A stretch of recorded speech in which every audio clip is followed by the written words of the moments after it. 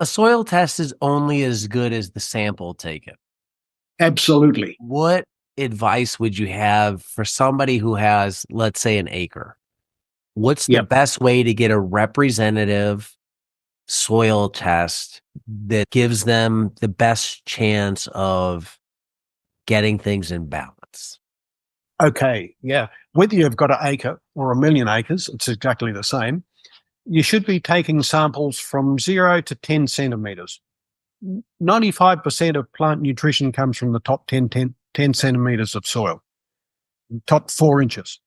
That's where the feeder roots of plants are. So that's what's easiest to manage and what we need to manage. So if someone's doing it, I would firstly take your samples with a stainless steel tool. If you use an iron tool, your soil's going to have really high iron. If you use the galvanized iron tool, you're going to have really high zinc. So use stainless steel tool, whether it's a knife or whatever. So I would say dig a hole with a spade in the soil and take a slice off that with your spade. If it's an iron spade, then you've got to take the two edges off that slice of soil, and then with a knife, just cut out a cube. That might be a 2 centimeter cube from 0 to 4 inches. Don't take anything off the surface. All the plant litter, etc., on the surface, leave that in the sample. And you need at least 15 of these cores per test. So you take it across the paddock. And what I typically tell people to do is mark a transect.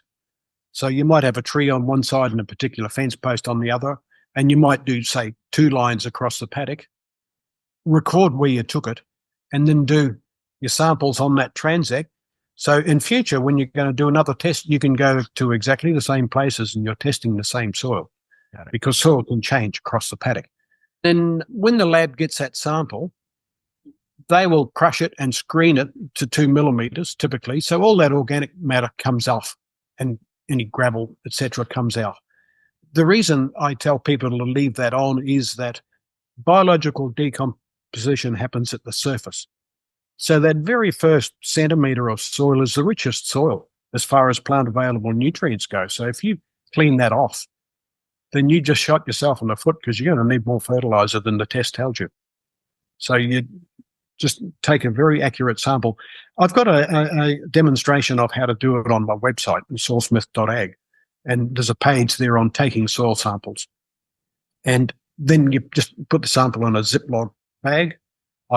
Typically I do. Expel all the air, because as soon as you open up soil, you're introducing oxygen.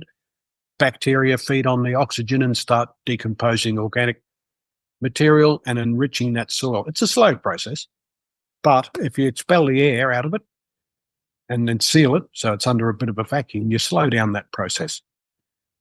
And if you can't get it in post straight away, stick it on ice, put it on in a vegetable crisper in your fridge or in an esky with some ice, chill it down, because that slows down the microbial activity. Right. So I tell people, take the sample early in the week, Monday or Tuesday, get it in the post so the lab gets it, so it's not in it that week, so it's not in the post over the weekend. What And as far about as, sorry. what about advice when they get it back, reading it, for somebody that does want to learn to read their own? Can the average person do that, or do you need spreadsheets? Yeah, the average person can't do that. You can, if you're really keen, you can jump on the internet and you can search out information on what nutrients should be in a particular soil. You've got to relate what you're reading to the cation exchange capacity of the soil, and you've got to understand how that works. So a different CEC value, cation exchange capacity value, basically that's the control arm of the reading. If you have a CEC of one value, you're reading the soil test one way. If it's another value, you read it another way. Exactly. You read it the same way. You apply how much nutrient should be there based on the CEC. That takes a lot of time. I can look at a soil test and just run my eyes down the numbers and get a reasonable idea of the health of that soil. That's taken hundreds of soil tests to get to that level. So for the average person, it's not easy to, and if you're not trained, it's not easy to read the test. you really need some advice on how to read it. Making a mistake is probably the biggest error you can make, because you can really mess up a soil because you read it wrong. You're better off to do nothing than to make a mistake, because some mistakes might be minor, some might be significant.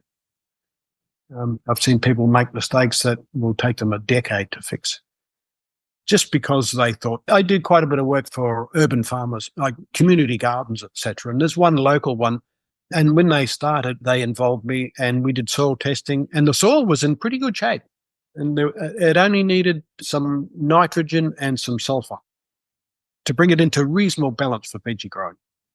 And the following year, when I looked at it, phosphorus was through the roof and it was all out of balance. And I said, "What have you done?" And they said, "Oh, we did what you said." I said, "What else did you do?" In their lack of wisdom, they put on a whole heap of compost made with animal manure, because they're organic growers and they thought more would be better. And that was 4 years ago. We're still trying to fix that soil today, because somebody thought it was a good idea to put on compost.